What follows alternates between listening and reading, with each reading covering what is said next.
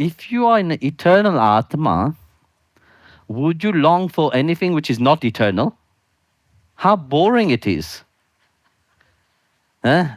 You are eternal and yet you long for somebody which will live with you maybe 10 years, 20 years, and death will consume everything. They will die.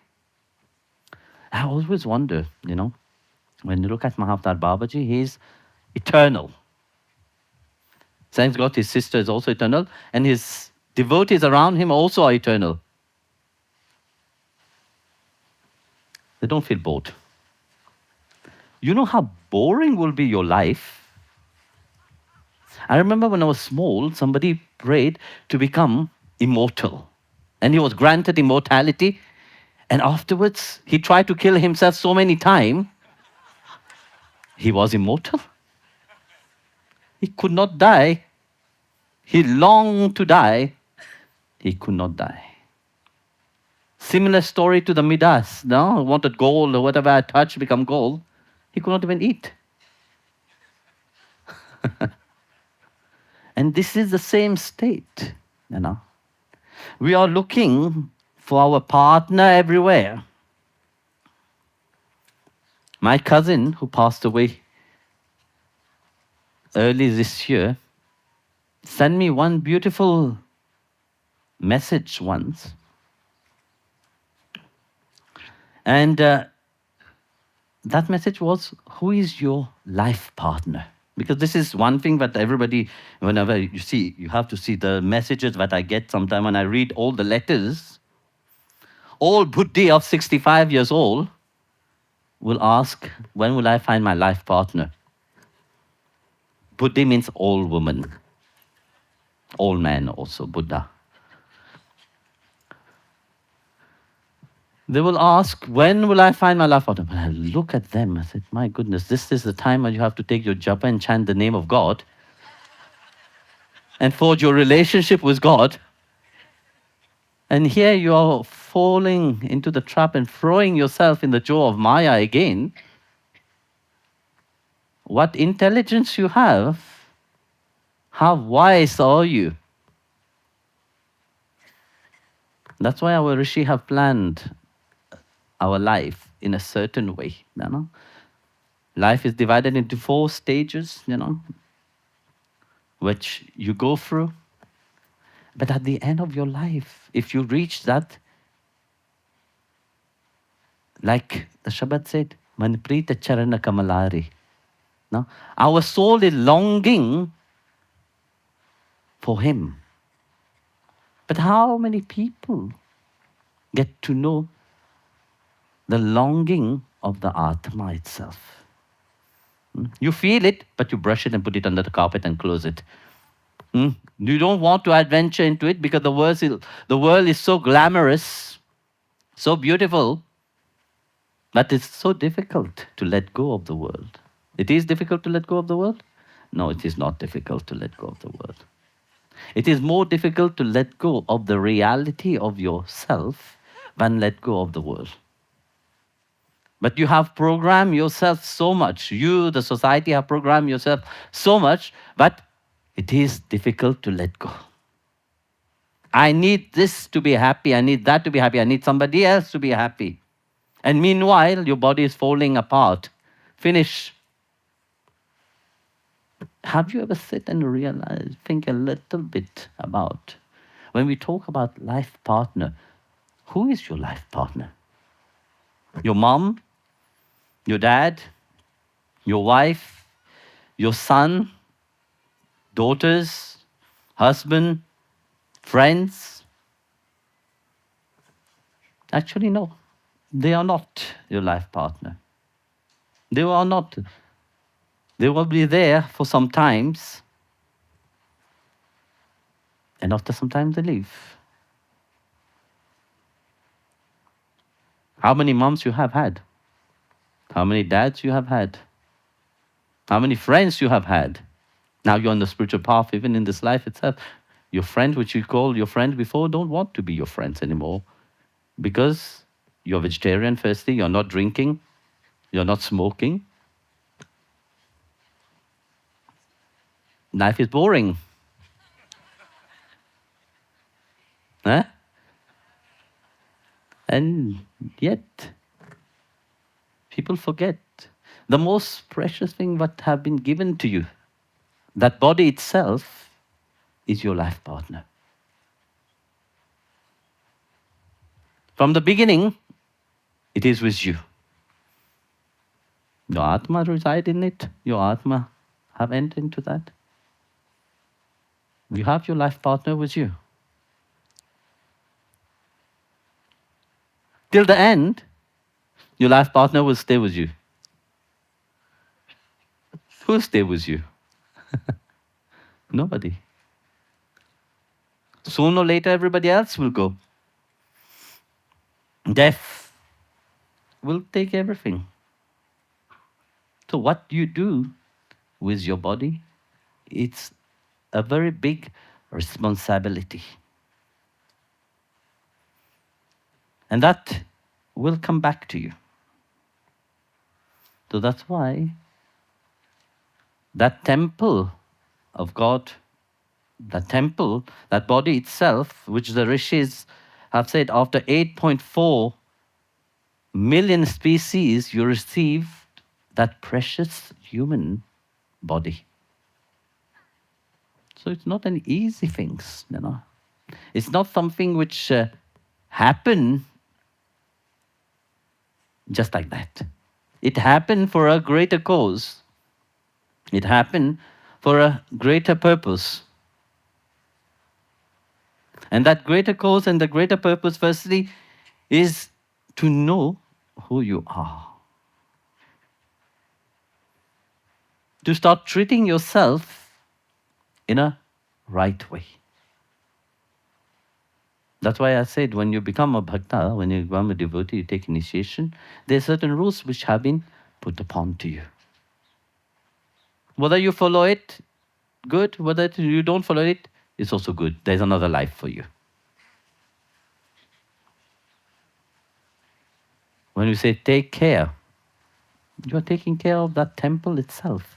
What you are putting inside the temple is very important. What you eat is very, very, very important. How you take care of yourself is very important. When we are telling you to chant the divine name, that's the easiest way to get out of stress.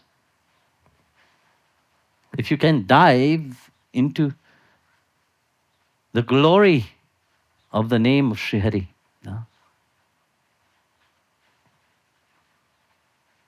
all your stress, all your worry will be gone. But you are so worried about everything else. When will I have a house? When will I have a car? A house. You want to have a permanent address. You know, when you write a certain way, what is your permanent address? You have a permanent address. That is your body.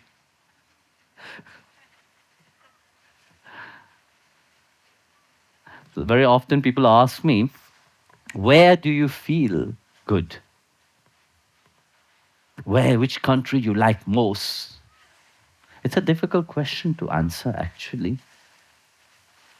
Because I'm happy with myself. When you are with yourself, you are with Sri Hari at all the time. Is there space and time? No, there is no space and time. The one is beyond that space and time. But we are so bothered about having everything on the outside that we forget our true life itself. We are busy about having great knowledge about everything. Yet, the simplicity of what the Sadguru giving, we forget about it. But when the saints remind us, but our atma long only for His love. Only His love can give us that deep fulfillment.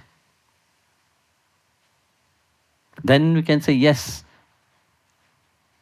I am satisfied. Otherwise, in the world outside, you will keep looking for satisfaction. It's impossible. Nothing can satisfy you because greed have crawled deep inside the mind. Like I said, the grass is greener on the other side. Always you will look on the other side.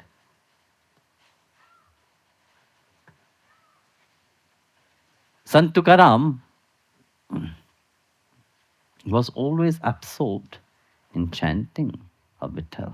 Now, yesterday I was talking about the Vari, the Valkari, So every time,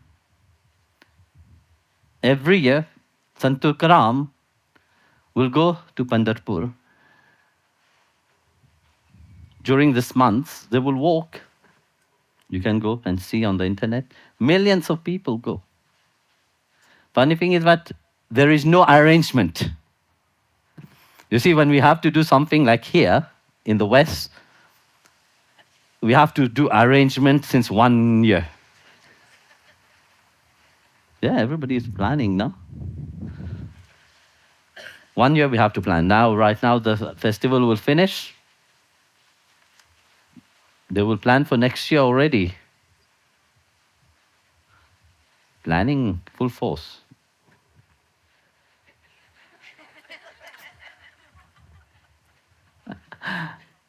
But the Vari, which is amazing, is that there is no plan. Bhagwan makes his plan, and those who are sensitive enough to be in contact with, they just follow. It's coming. So like that, Sant Tukaram, it happened that once he became very ill, become so weak that he could not go to Pandharpur. So all the devotees arrived in Dehu. They gathered there. So Sant Tukaram could not go. What he did, he wrote a letter to Vitthal. The letter was in the form of 24 abhang. And while he was writing this letter, he was crying. His eyes was tearing, giving the letter to the pilgrim and said, please convey this letter to Vithala. So when the pilgrimage arrived in Pandharpur, they stood where the Garuda Stamba is, where the pillar of Garuda is. The devotees read the letter and they said to Vithalji, "Oh Lord, Tukaram is very ill and could not walk to Pandharpur. So he has given this letter. You are known as Bhakta Vatsala, the one who loves the devotees.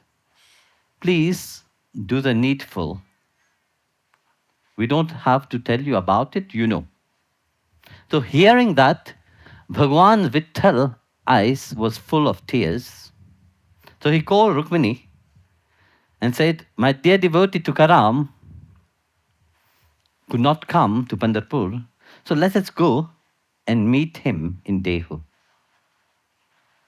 So Bhagwan said that to Rukmini. Rukmini Devi said, "Look, all these varis have come here, all these thousands and millions of people have walked, and you want to abandon them only for Tukaram? How can you do that? Now, there's so many million people who have come just to have your darshan, and yet you want to go to Dehu." So Rukmini ji said to Vitthal, "Prabhu, why you don't send Garuda? You know how powerful Garuda is. Send Garuda and tell him to bring Tukaram here. So Garuda was summoned, and Bhagwan said to go to Dehu and bring Tukaram Maharaj. So Garuda arrived in Dehu. Garuda met Tukaram and said, look, Bhagwan Vitthal is missing you very badly. He was waiting for you. He could have come, but because of all the other devotee which is longing for him, he could not come. So he has sent me to carry you back to Pandharpur. So Bhagwan also wrote a letter, to Vithala. So Vitthal Bhagwan in his letter said, you are feeling greatly distressed that you could not come to Pandharpur to meet me. But please know that I am also feeling great separation from you. This is why I have sent Garuda. Please come at once. When Tukaram Maharaj saw that, heard that, he started crying bitterly. But at the same time, he was feeling hesitant.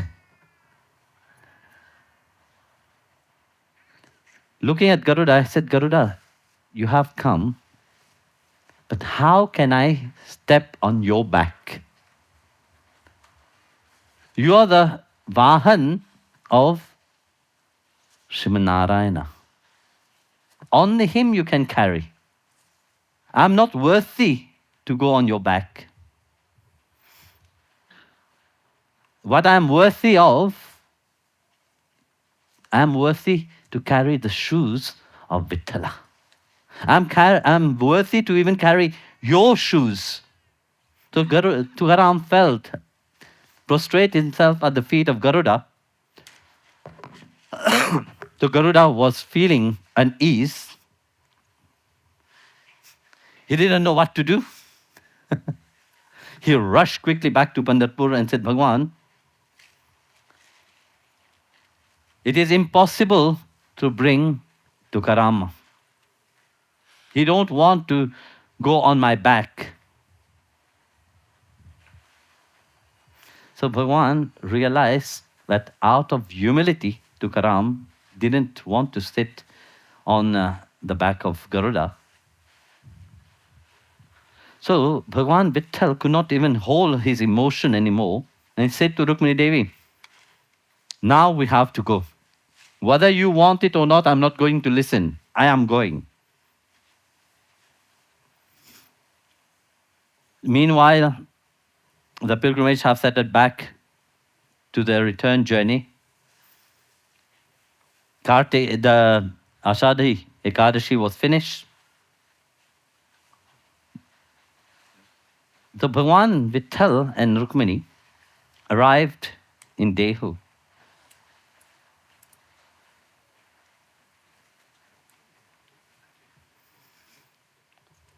So when they arrived, the pilgrimage arrived and saw Tukaram sitting, crying in one spot, and they asked him, what is your problem? And together with them, Shivaji Maharaj also was there. So what is your problem? Why are you sitting here and crying? So imagine the beauty and the humility of Sant Tukaram Maharaj.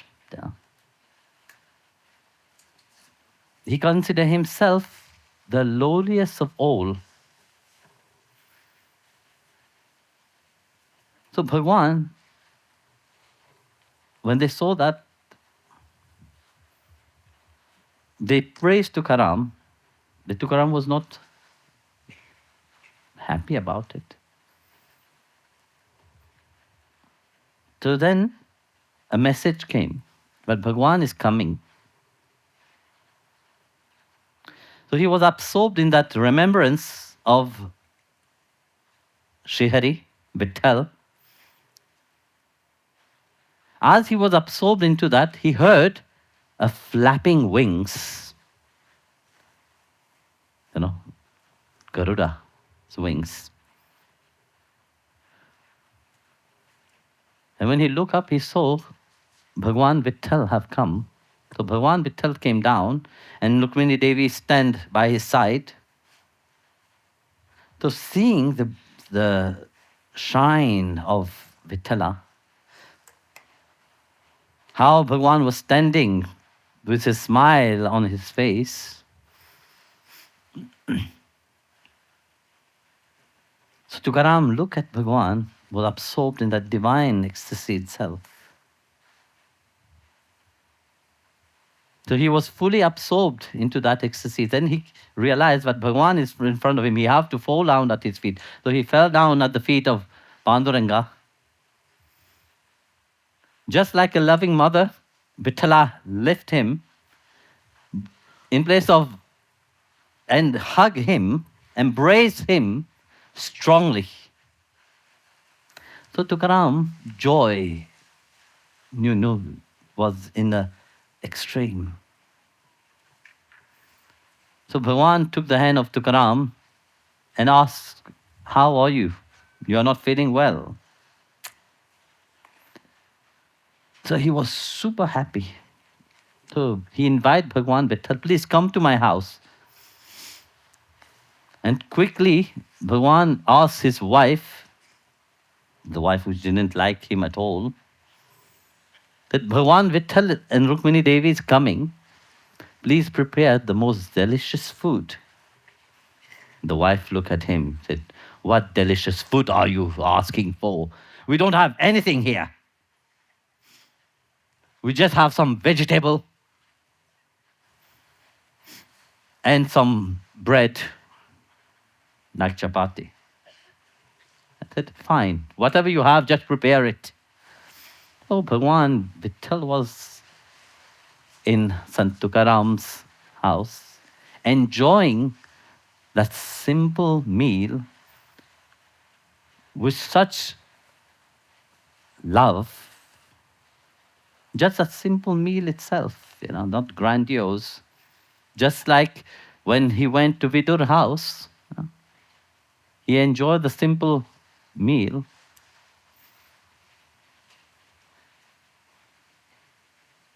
What is the most important thing is that love itself, that love and devotion.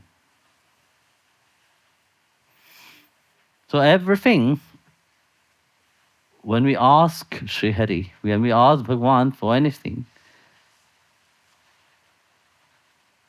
if it is asked out of love and service to him,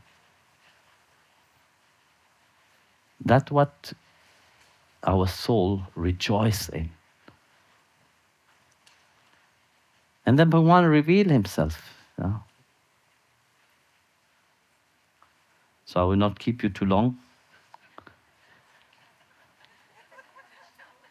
You see, just need to understand, in your service and in your love that you have for Bhagwan, you have to be sincere. The mind have to be free. When you serve, I, me, and mine should not be there.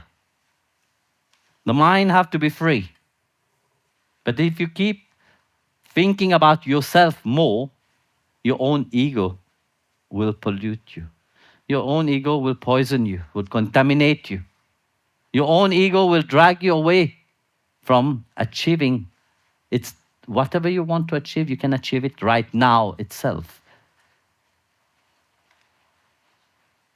Just need to free your mind from all the material desire what you have, all the ideas what you have think about. And your devotion have to be unmotivated, because very often you're motivating to do something and the ego take over. You say, yes, I am very motivated to do my japa. I'm very motivated to do my service.